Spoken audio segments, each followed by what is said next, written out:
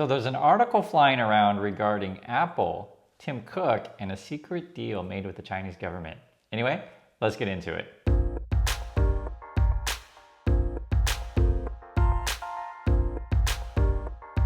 Hey everyone, this is Chris. Welcome to the channel. This is all about growing your account and growing your mind. So I laugh because I was like, how to start talking about this?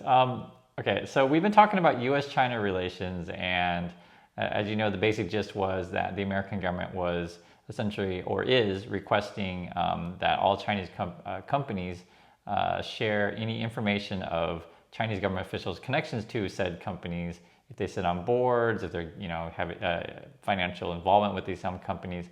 And also too, the American government is also concerned if any American investor money is going into any companies in China that are hence then supporting technology and efforts of the Chinese military. This particular new article is really interesting. It's all alleged, but when I read it, I'm not shocked, or I don't feel like it sounds out of the question. But the basic gist of it is that Apple, and Tim Cook specifically, it said lobbied, so basically took meetings with several Chinese government officials to make deals in China to set up factories and all these things. And basically the deal is, and we're talking a lot of money, I was thinking it was like, what is it, 280, it's a lot of money, $275 billion deal. So this is back in 16, so we're in what, 2022 or something, like, so like 6 years ago. And also, which is really interesting, out of this 275 billion, $1 billion of that was also to Didi, which is part of the deal. And it's funny because we know Tim Cook was there, right? Because we have the pictures with Didi and the CEO, and we've been talking about that. But the basic gist of it, and I think this is the part that really, I think really stands out, is basically what's going on essentially. And I can read the quotes, but I'll just give you the basic, or I'll read the quotes. There's only a couple key lines. So one is that the Chinese government was interested in Apple helping China developing their manufacturing capability, right?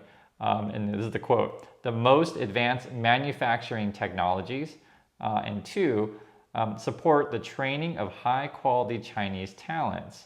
And then there's a bunch of other things, but what I think is interesting, and I get it, right? I don't fault anyone per se. I just want you to understand how the world works.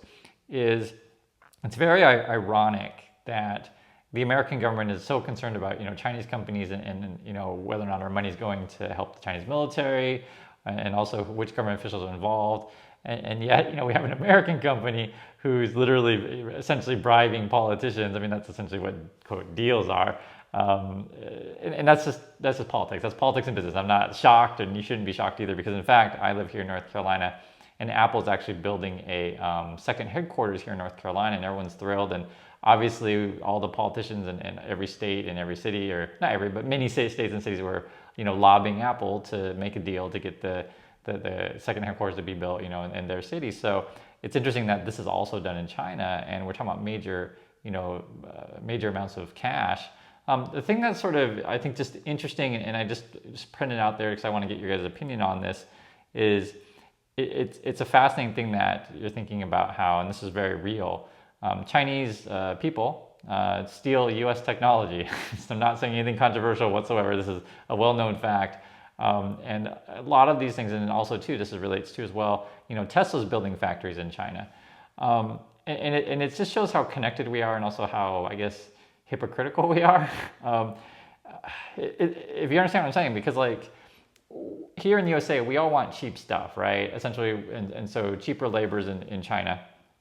And so you set up factories in China, and then if you want to do that, you got to pay off government officials to do that, and the government officials say, hey, you got to train our people, essentially train technology experts. Also, when you're setting up factories over there, they clearly have your technology because they're building this stuff, right? So it's a strange thing, and then the U.S. government's concerned about Chinese companies helping the military, but clearly our technology is going to be funneled into the Chinese like ether. And it's just, I don't know, you guys don't understand, I'm having a hard time even like putting this into words, but the basic gist of it is like our own companies are giving them our technology, teaching them how to build, these things, and training the people, and even building facilities and giving money to the politicians. So I just find it very, very ironic. And you shouldn't be shocked. I don't think anyone's shocked about this. But I guess it was so interesting is just how much money we're talking about. on the same respect as well, which I think is fascinating, is how companies will have separate relations with governments, right? So you have, the Biden-Xi relationship, and then you have the Tim Cook-Xi relationship, or Tim Cook, every government official relationship. And like I said, I don't fault Apple per se, but I just wanted to bring this out to you because I think our whole system is, on the outside, it's all fake, but fake in the terms of not like Donald Trump fake news, but fake in the sense of everything's a facade, right? Everything's about posturing. Everything's about, you pretend you care about certain things, but like this kind of thing, well, we're going to find out. It was just reported today. I was going to say, I doubt it hurts Apple or Apple's stock. It may or may not.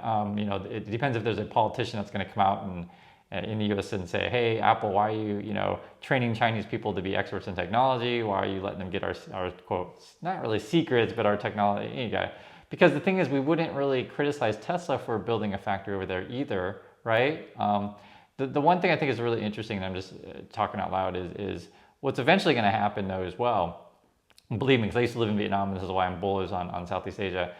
The Chinese labor force is getting to be too trained, essentially. And the Chinese, essentially, because they're using our technology and research, like Huawei, and there's a couple other companies. If you've ever been there, Xiaomi and Huawei, they actually make pretty good stuff. And certainly they're stealing Apple's technology. Everybody knows that they either copy Apple or steal the technology. You guys know this. So it's going to be interesting is eventually they're not going to necessarily need to do business with us anymore. And the Chinese labor force is going to be too expensive and to train because they're more educated now. And I think eventually that we're going to be moving our factories, I think theoretically over to places like Vietnam, Thailand, or theoretically in the future Africa, right? You just go where there's cheaper labor. And I don't know for sure. And it's fascinating because in order to do business in China, because it's such a large market, that you have to take so many meetings with officials and really throw around a lot of money. Like I said, I don't really fault anyone because everyone's acting in their own self-interest, right? Apple wants to do business. Apple wants to have the largest market. And the government says, if you want to do that, you got to train our people, build us our factories and stuff like that. I think though, I don't know if this will become a national news story or anything of that nature. But I think though, in terms of your, in sort of the Trump kind of land, and I get it, believe me, I really get this, is that, why aren't we using all this money to train our people and build our factories and stuff like that? And so, in that regard, I could certainly see that. And this is sort of something that I just, it's not really a right-left issue, it's just a reality issue. And when I was a kid, just full disclosure, I think it was in the 80s, I remember that there's a lot of racism thrown around regarding Japanese cars, if you guys lived through this era. And the basic gist of it is for years, and it's still like this today, basically the Hondas and the Toyotas, they're better cars. They're just better cars. And people watch this video, it's like, what are you saying, Chris? No, but I mean, just be real. And they would outsell, like the Honda Civic would just completely outsell, or the Toyota Camry would completely outsell the domestic cars. And there was a big backlash against Japanese products.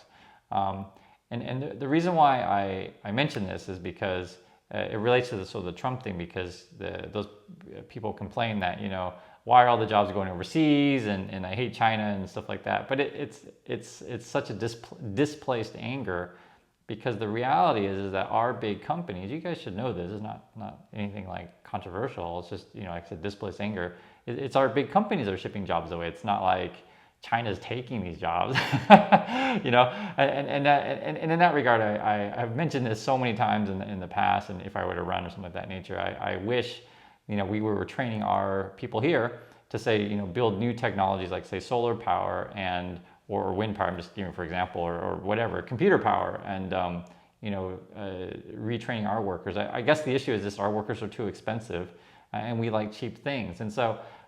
This whole interconnected world that we live in is much more complicated than people like to talk about it, and that's why I'm sharing it with you.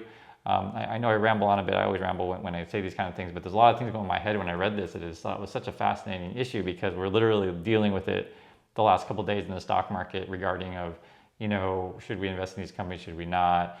Should we delist these things or should we not? And in fact, not only are we talking about the sort of, I won't call it corruption, we'll just say complicated international relations with Chinese companies and whether or not they should be in our market. We're even dealing with our own companies, Apple, and whether or not they should be giving money to essentially develop another country, which is very fascinating. So I think among conservative circles, they would not be thrilled about this, but I'm just telling you how it is. But typically the way they spin it among people who are Trump and stuff like that, they don't really like point the finger at Apple. They just point the finger at China and see China's taking your jobs and China's evil and that kind of thing. And it's not really like that, right? It's much more complicated than that. It's we're so interconnected, and our companies are literally giving money to countries, developing the workers, building facilities, and training up the workforce, and it's kind of giving them our technology. So I'm not angry or anything of that nature, not at all. I just want you to understand how our world is connected and how the world really works. And I think it's important to be in the know. Now, this report about Tim Cook making deals with China, this is all alleged at this point, right? I'm sure they're going to come out and make some sort of statement or something of that nature. But when you read through this thing, it doesn't seem like anything out of the, it's nothing that I would be shocked, right? And also, but it was just fascinating that it also coincides with the announcement of Apple's investment in Didi.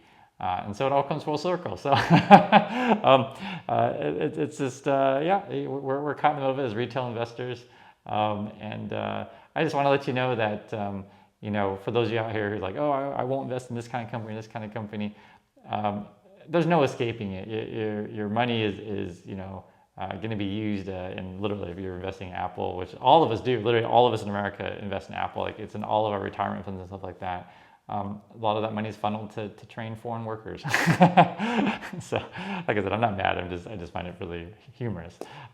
Anyway, I just want to share this with you and love to get your opinion on this story.